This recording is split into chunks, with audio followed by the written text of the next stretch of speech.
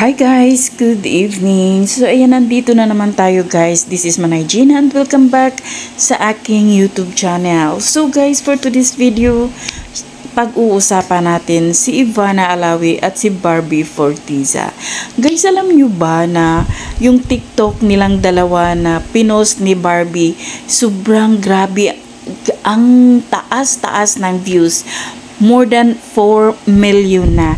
At dito inaabangan ng lahat yung vlog nilang dalawa ni Ivana at saka ni Barbie. Kasi nga, meron silang vlog pero hindi pa nga na ipapalabas ni Ivana. At dun yun kay Ivana natin mapapanood guys.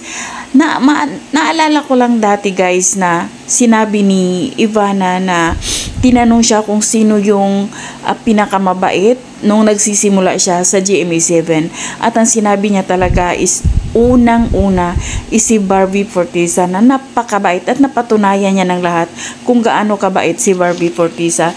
Sobrang sexy, pareho sila ni Ivana, no? Ang gaganda talaga nila at sobrang nakaka-proud itong si Ivana at si Barbie na parehong mabait, parehong mapagmahal sa pamilya.